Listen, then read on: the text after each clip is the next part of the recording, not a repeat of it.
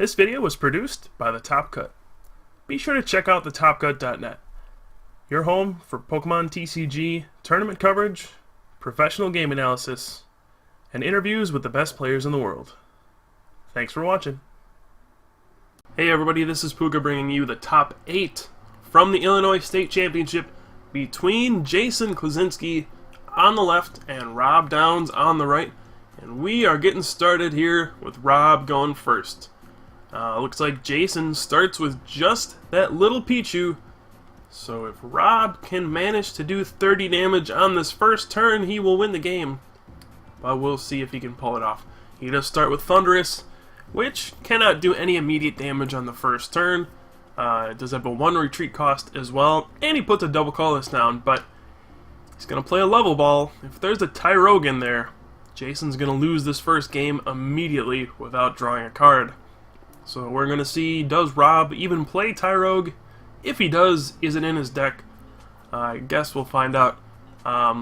In the meantime, I'll just say this matchup is, and it looks like Jason will survive. So that is good for us. We get to see a full game here maybe. But anyway, Jason is playing the Mew, Vanillux, Unfezant, Vileplume, Victini deck. I think I got all of them. Yes, that is his deck. And Rob will be playing a fairly standard Zekrom Electric deck. So, we'll get to see how Jason's deck stacks up against the most popular deck in the format by far, which is this Zekrom Electric deck.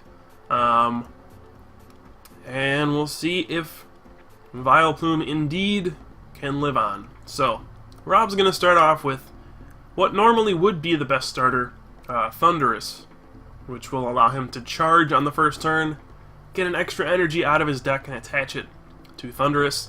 But in this matchup, actually I believe Mewtwo EX would be your preferred starter. If you could start using X-Ball on the first turn, you can really put pressure on Jason before he's able to set up.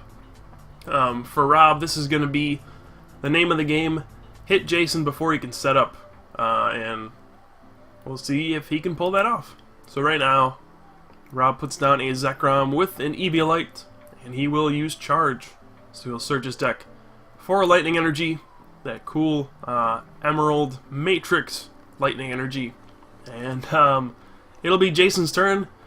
He's got to be breathing in a sigh of relief that he did survive that first turn, and that he'll be able to playground and fill his bench and go from there. So, right now, not sure exactly what Jason has in his hand, but he has an N, and he's just playing it right away.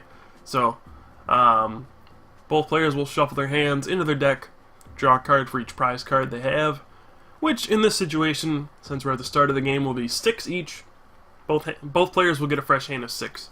Now, even though Jason just has one Pokemon, that one Pokemon happens to be Pichu, and its attack is Playground, which allows both players to search for as many basic Pokemon as they want and put them right onto their bench.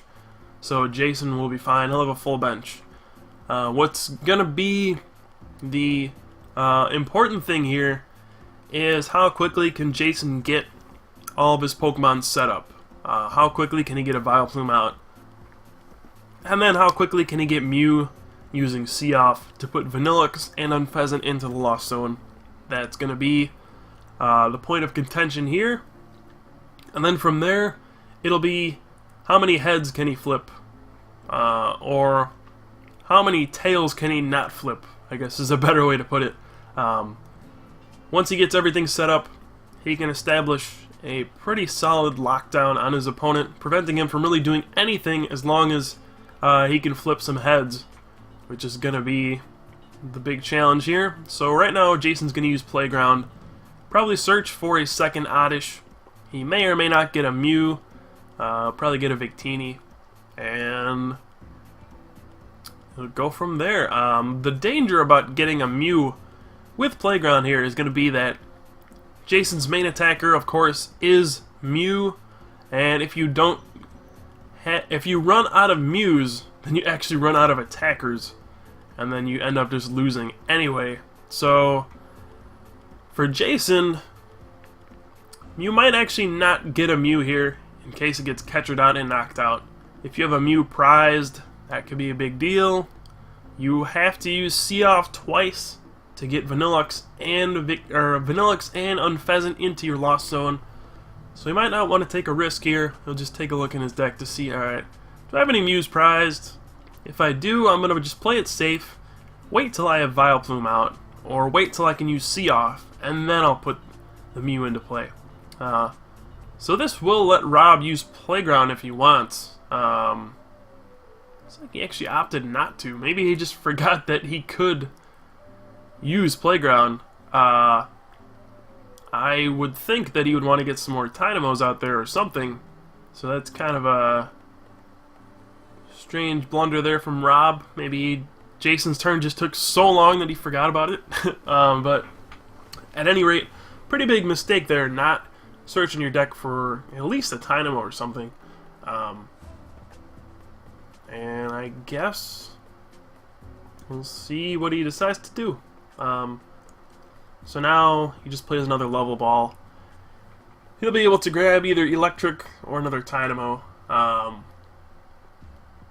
So the big thing for Rob isn't just, can I set up and not get overrun by my opponent? It's going to be, can I put enough pressure on early enough so that Jason actually doesn't get to set up?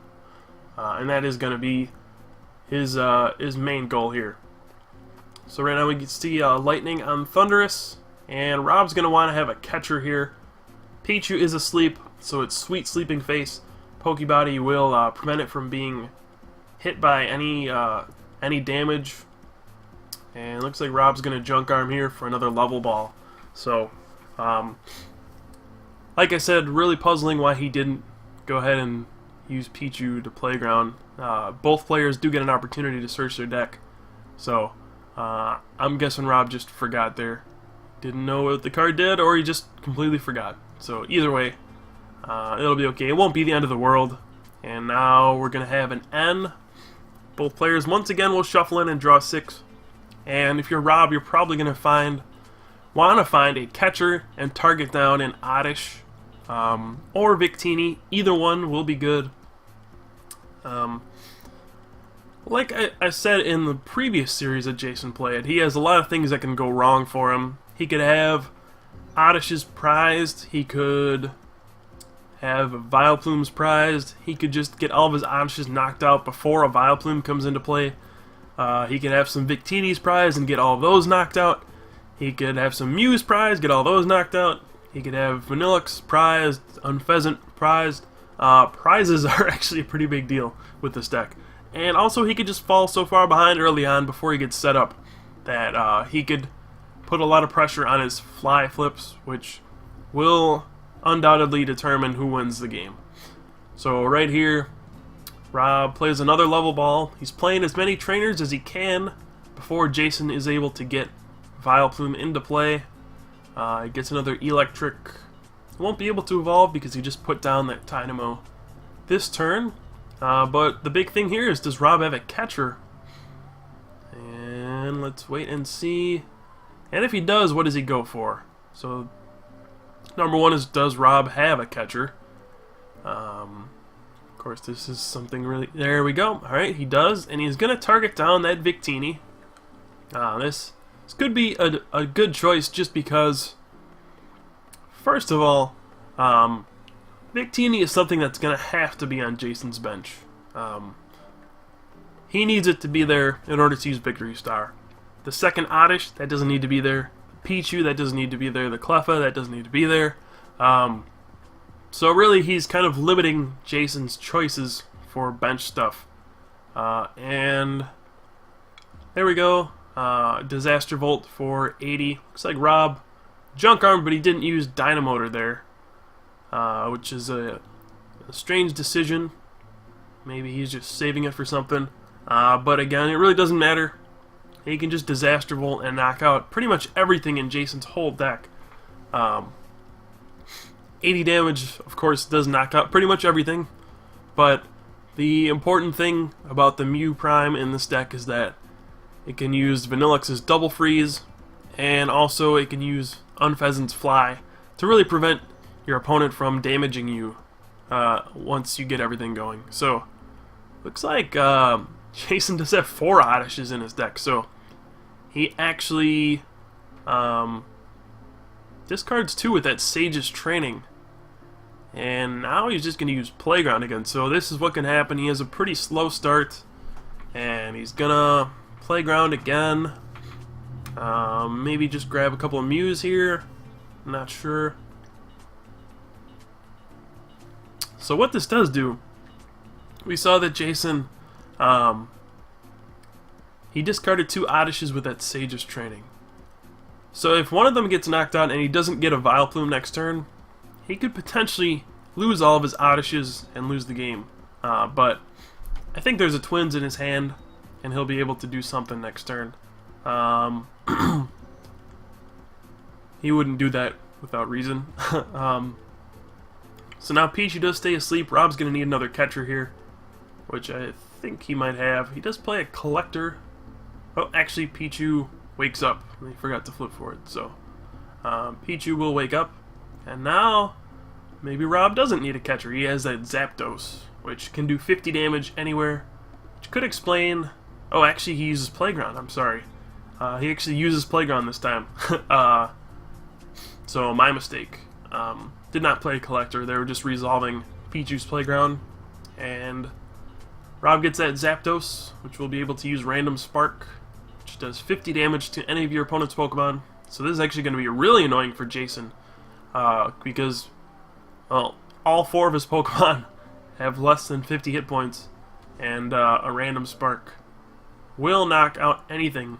So I'm sure Rob's going to target on an Oddish, first of all. He has 2 Electrics. He'll be able to use Dynamotor twice. And if he has an Energy, he can just retreat and knock out one of those Pokemon. And that'll be that. So, alright. Rob is going to catcher out 1 Oddish. And then looks like he will Random Spark the other one. Smart play. Force Jason to have an Energy to retreat. That's 1 less turn Jason will have to use See-Off. And he'll use an N as well, so this is a pretty big deal. And Jason's actually going to concede the game. Strange. I guess maybe he's thinking, alright, by the time I use See-Off, I'm going to be... Well, right now I'm down 2 prizes. I won't be able to use See-Off next turn. I'll be down another prize. And then by the time I use See-Off twice for Vanillix and Unfezant, I'll be down 5 prizes, and I'll have no room for error. There's a 60-minute time limit, so I'm not going to take my chances here. I'm just going to concede so that we can have time to finish these next 2 games. I had too bad of a start there, and that's going to be that. So, Rob takes a fairly quick game 1. It was probably about 10 minutes long. And Jason just wants to make sure he has enough time to win these next 2 games. He knew his odds of winning that one were not too high. He says GG, and we'll move on to game 2. So we'll be right back with that second game.